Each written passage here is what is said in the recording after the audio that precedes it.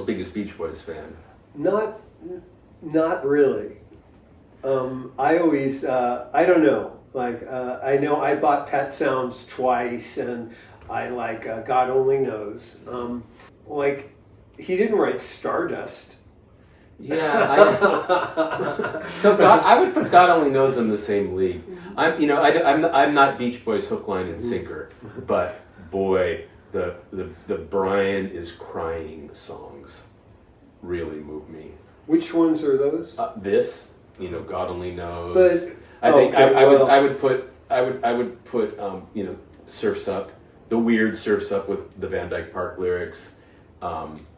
And wouldn't it be nice, even though it's a really boppy, that is a nice tune. I like that song. I gotta say, and I like the one with the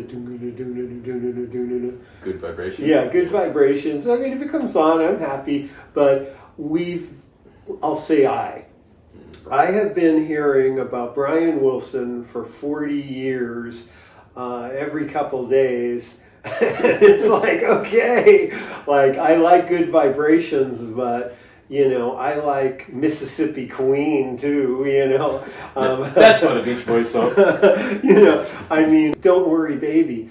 Like, I would remember when you first brought it, I was like, well, I love Joe, and we did Chelsea Bridge or whatever, and I really want to compromise here. I mean, I'll learn, and I'm learning. I'll play songs that suck just for my friends. No, it's not that. It's like, but I thought, Don't Worry Baby, okay, like, I was going to channel something, because sometimes I'll play like an actor, like, what's my motivation here? And then you told me what the lyric was, and it's about a guy who's going to race a car and he's telling his girlfriend not to worry. No, he's frightened. His girlfriend says, "Don't worry, baby." He's saying, she's consoling him. Right. He was talking shit about how great his car was, and now he's going to be in a really dangerous race. Mm-hmm. And she's telling him, "Don't worry, everything will be all right." And you're a nerd, Joe. I'm really glad we did this song. I really like it, and I really like, playing it with you and what we came up with. Likewise. This guitar I call Frank. It's for Frankenstein, and it was put together by pieces that Fender had sent me to approve and assemble the Jim Campilongo signature guitar that Fender made. He has a Fender signature guitar. I am so starstruck. Well, they made 50 custom shop 10 years ago, and thank you. And at one point I had some pieces, and I didn't keep them purposely, but I thought I have enough to make a guitar here, and they had put way too much finish on the neck. They would put like 12 coats, and I only wanted 2, so I had it sanded off, and you could see that's kind of ugly. There is my signature there on the back. That's not the only signature on the back. Well, I'll get to that. It's Hubert Sumlin's on the back, who I had met, Howlin' Wolf's guitarist. He's my favorite. But there's a prototype bridge. The pickups were technically rejects, I think, because I had them. But I really like this guitar.